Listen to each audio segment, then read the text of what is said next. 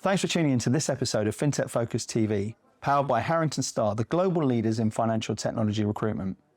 Head over to the Harrington Starr website where you'll be able to find all the latest jobs in financial technology across the globe. You'll also be able to download the latest issue of the Financial Technologist magazine, including the Top 1% Workplace Awards. Finally, if you're looking to grow your team, please get in touch. Enjoy the show.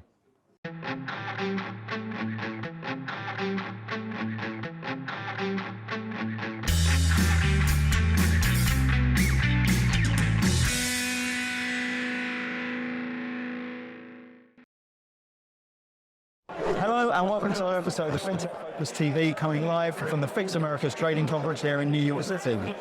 Today, it's a long-term friend of the show. He's been a star of the show on many appearances before. Jon Butler, how you doing? Good to see you, man. Fantastic to have you on here. Well, thank you. Yeah, it's always great, and it's I love the buzz of it actually today. I think this is my third or fourth America's Trading Conference with Fix, and seeing it growing and growing and growing and having great conversations is awesome. And you're going to be here talking about Velox. You're on the all-new speed pitch round. I am, yeah, very excited. So I'm looking forward to seeing you. You're my warm-up. You ace the Shark Tank later on. And hype man, warm-up guy, all of the above. Really looking forward to seeing how you do. But before that, tell us a little bit about yourself and Velox. Sure, yeah. Velox has now been. We're actually just gone past our 5th birthday. Congratulations. Which is actually a pretty major milestone. Yeah, I mean, just as a reminder. We're helping developers across capital markets build what we call high-performance, user-facing technology faster. And yeah, I've had a good couple of years, and things are going well. It goes from strength to strength. And talk to me about going up here. So the speed round is his company's coming out there and talking to 250 people, all about why Velox is the all-seeing, all-great company in doing it. If you're sat there and you're saying, right, 2 or 3 pearls of wisdom that you'd love them to take away from that, what will be the messages that you want people to think about when they're thinking about Velox? I think that there's a couple of themes. I mean, certainly, and this isn't just about Velox. It's about Velox and the others that are in our space. The industry has a innovation problem. I mean, we call it chronic developer inefficiency, or the black hole that's sucking the life out of capital markets, and that's because developers can't get stuff done. Yeah. If you look into history, then you've can't get stuff done because of legacy technology, but because there aren't the right tools. Yeah. If you look at historically, most of the banking technology, a lot of the people in this room, their technology is either bought, in a vendor product, or they built it all themselves. Yeah. If they bought it, then they can't change it by definition, so you can't innovate. If they built it, then it's probably 15 years old, credit a lot of technical debt, really hard to innovate on. The future is all about buy and build. So our development platform is a buy and build strategy. You buy the development platform, it allows our client developers to really just focus in on the features that differentiate their businesses. And so, they basically have this perfect environment on which to innovate in.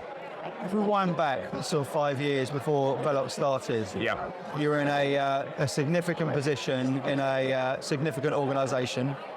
And this sort of problem was something there which sort of scratched the itch and said, this is a problem which we need to solve, and I can go out there and do it. Tell us a bit about the sort of formation ideas behind that, and what was it that sort of got you frustrated enough with the problems to do that sort of thing, and how much of a difference would Velox now, if you've been in that position before, have helped you? Yeah, I mean, it would have made a huge difference. I mean, in fact, and I think actually Steve Grob can get the credit for this one, but it's he says it's Velox is the system that we always wanted but never had. Yeah, I mean, it's documented. I mean, we spent our careers prior to Velox building this type of technology within tier 1 investment banks. So we got first-hand kind of experience of kind of how hard it was and great insight into what the tools were that would make the whole process that much faster. And so, that's where the ideas for Velox came from. And we thought that we could give our clients at least an 80% acceleration.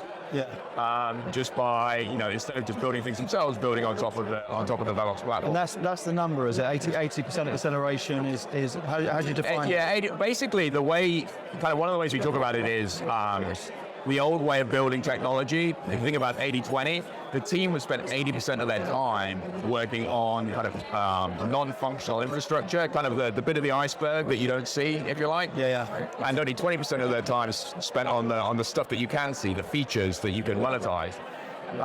With our platform, you flip that on its head. So you spend 80%, your developers spend 80% of their time working on things that differentiate them. Which makes a massive difference. Makes a huge difference, yeah. And talk to me a little bit, you're out there talking to people. I think it's been an interesting year, 2023, for businesses and how they're looking at things and where they're investing. There's people probably taking a little bit more time on some sort of decisions. There's people there who are also recognizing it's the time to invest and create efficiencies. Tell me what your view of the market is. And what it expects to be in 24 as well. It's really exciting. A lot of us, I would say this is why we did Velox, and it's not. We did it because it was just a general product that we thought there was a need for. But, the other thing that really needed to happen for us is, the industry, a lot of people in this room that their infrastructure is 15 to 20 years old. And we all know that those systems won't make 30 years. And so there's a wave of innovation, a wave of modernization that's always been kind of waiting to come. And it's really started to happen over the last couple of years. It's driven by, there's been a lot of kind of negative press around some of the trading system vendors, which has made people very nervous. But also this point about not being able to get stuff done is a very competitive world in capital markets. And you need new features. You need to be able to kind of monetize your IP to be able to stay ahead. And people just can't build the software to do that. Well, my view is it comes very much through from our day-to-day world, right? And when you sat there with your phone in front of you and you recognise that sort of ability to seamlessly do everything from one terminal, is effectively the same thing as what we're talking about. That's driven to this sort of like massive adoption of interoperability and people working together and sort of remove that sort of restrictive enterprise-based sort of approach to having something which is much more bespoke and tailored, which is that. No, I really agree. Actually, it's interesting when you think about the smartphone analogy. I think one thing that people don't necessarily realize, and I often talk to people who don't understand or haven't been involved in capital markets, and people actually are shocked at how old-fashioned a lot of the technology is. And so, if the goal is to have trading work like a smartphone, it's kind of difficult. It's hard to imagine what it really is right now. Things are very, very old and dilapidated. There's a huge amount of modernization that needs to take place. So. When we look at that and say, right, this is an industry where people are surprised, because they are. You're exactly right. They're surprised about this sort of, in a marketplace and a world that is so competitive and so financially orientated and seen as the sort of probably the most powerful industry in the world. The tech lag behind everything is just so pronounced. And there's reasons behind it, right? There's reasons behind it about, it's not just this is a conservative world. This is a world where mistakes cost significant amounts. So that sort of regulatory aspect, the conservative aspect, all of those sort of things are necessary evils to an extent. So, and I've mentioned on numerous occasions about cloud and why it didn't adopt quicker and within financial services, because how can it? So how does that change now when there's still that sort of pressure on it, where is that still, the cost of removal of enterprise still remains, as dangerous? You've kind of teed it up perfectly for me. I think why is the state of technology what it is? 20 years ago, it was literally cutting edge. Capital markets hired the best talent out of the best schools. Money was I wouldn't say it's no object, but there was a lot of it floating around before 2008. And a lot more than outside the industry as well. Yeah, absolutely. Then, if you look at what's happened, 2008 happened. The amount of available money to invest in technology has just gone through the floor. What is left, a lot of that's got taken up by the regulator because of all of the new kind of regulations that need to be taken care of. The best developers, I mean, I remember, in 2000, we'd just go to the best colleges and just pick who we wanted. I mean, now they're all working for Google. Yeah. So the world has changed a lot.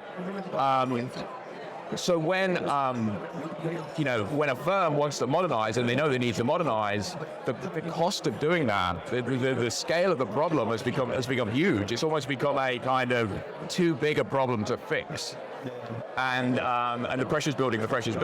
That's where somewhere like Velox comes along. Instead of it kind of being this type of a problem, we've actually boiled it down so you can really do this much work to kind of create that innovation and create that next generation. And who, when you're taking this out to market and you're speaking to the customers, who are the people who you're talking to? They are mainly, I would say, I mean, if you think of it as kind of a dartboard, I mean, in the middle you're going to have the trading desks at broker dealers, investment banks would be kind of the bullseye. But then it spans out. Exchanges, exchanges have firms that have a lot of data that they need to monetize. We spend a lot of time with them. Data companies, just in general. And then I would say hedge funds. On the other side of that. Perfect. And if they're sat there and they're recognizing the things you're talking about at the moment and going crazy about the sort of the lag which they've got and looking for those efficiencies and looking to take it further forward, what's the best way to get in touch with you? Well, we're on all the usual social media stuff. LinkedIn's probably a good way to do it. LinkedIn, by the way, just as a sort of side, is your channel, right? You guys are putting some great content out there. There's always good blogs. You guys are active in it and always looking to add value and sort of help solve the problem. So I'm a big fan of it. You can DM me on LinkedIn, and we'll be happy to talk people through it. Fantastic. Well, Jon, thanks so much for coming on. Good luck out there today. Thank you. I'm sure you're going to smash it, and we'll see you very soon. Thanks for watching. We'll see you on the next episode of FinTech Focus TV. Thanks a lot.